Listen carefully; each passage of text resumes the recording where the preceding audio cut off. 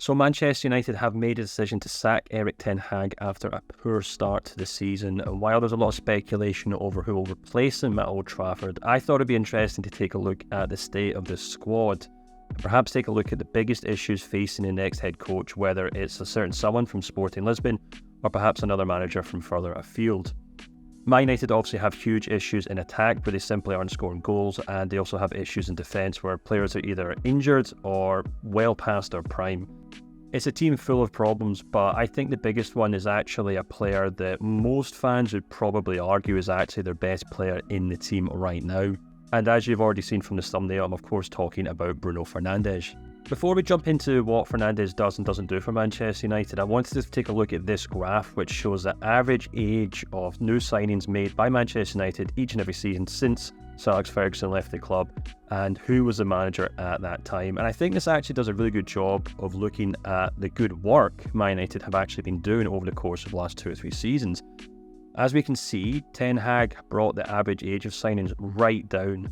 And this summer signings actually averaged the lowest age since Sir Alex Ferguson left the club, an average age of 23 years.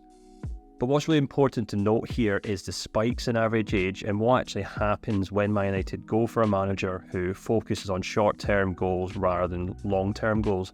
The most obvious one in this graph is Jose Mourinho, whose average ages of new signings was 26.5, 25.8 and 26.3. A number of names obviously come to mind when Man United fans think of signings made during Mourinho's time at the club. Henrik Mkhitaryan, who was 27, Zlatan Ibrahimovic, 34, Nemanja Matic, 28, Alexis Sanchez, 29 years old. So, there's obviously a huge number of players there who were signed on big wages, some often big transfer fees, but also signed at the wrong point in their career when they're a little too old, only have maybe a year or two, if even that, to offer Manchester United. And then the club are left burdened by these kind of older players that they can't sell on and usually can't find another club to pay their big wages. Interestingly enough, if we take a look at that graph, we can also see that Ole Gunnar Solskjaer then replaced Mourinho and brought that average age right down. But as pressure began to mount on him at Manchester United, we can see that he also kind of turned to ready-made players in the hope of winning trophies and keeping his job. The most obvious example of this is of course Cristiano Ronaldo, who returned to the club at the age of 36. And he was also joined by Rafael Varane, who was 28 when he joined from Real Madrid. And that was just 12 months after 33-year-old Edinson Cavani had been brought to the club to try and bolster their attack. So it's clear from one manager to the next that average ages can vary wildly. But the important thing to note here is that Erik Ten Hag did bring that number right down. And he's actually left a squad that's actually quite young, plenty of talented players that can be moulded into top-class players under the right head coach. And this is where Bruno Fernandes comes in. Fernandes was signed in January 2020 for a transfer fee of €65 million at the age of 25. And if we actually compare that to Sir Alex Ferguson's top 30 signings during his time at the club in terms of transfer fee and age when these players joined the club, we can see a graph that looks like this. Now, what obviously stands out here is the transfer fee itself, and obviously times have changed, players are more expensive, and Fernandes was obviously going to cost a lot more money than any player that Alex Ferguson signed during his time at Manchester United. The thing to focus on here, I think, is the age and where he kind of fits into this bracket.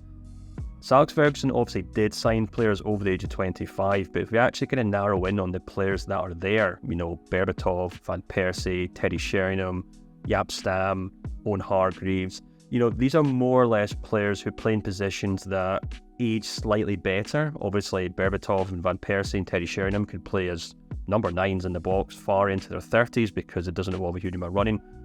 Certainly, Jaap Stam's a central defender, which tends to age a little better than most other positions. But I think what's really important to note here is just how few players actually joined the club at this age or older, and how Ferguson spent the majority of his money during his time at Manchester United signing players between the ages of 18 and 24.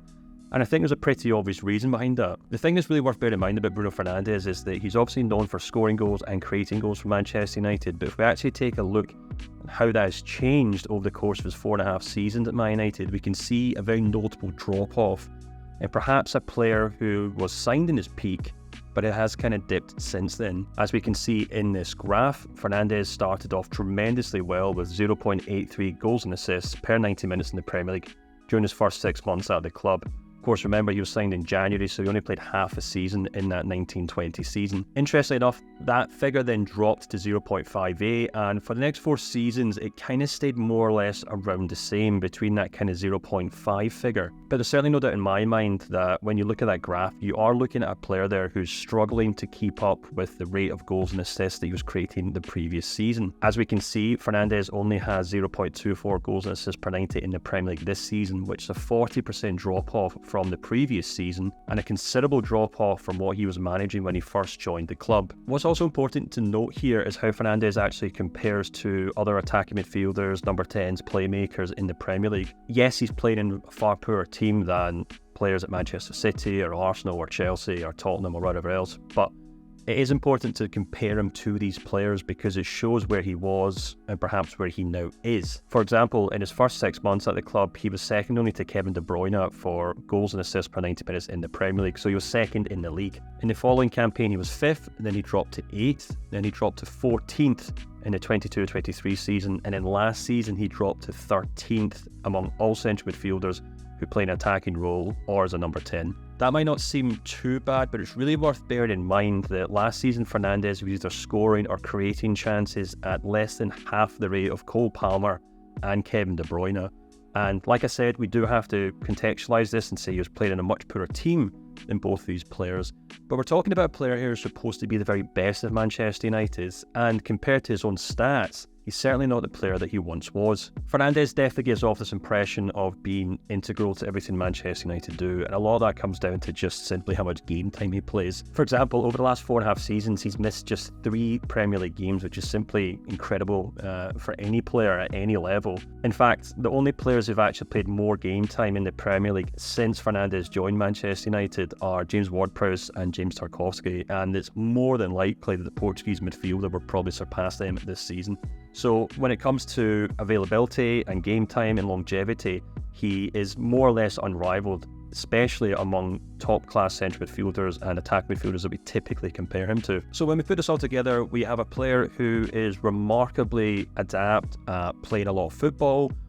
He rarely misses games, and he always puts in an effort which undoubtedly and deservingly so earns him a lot of appraisal from Manchester United fans. But when we actually boil down how much he does on the pitch, we are looking at an attacking fielder who's offering less and less and less in the attacking third for Manchester United. And I think this is a problem the next Manchester United manager has to solve if they want to get back to winning ways.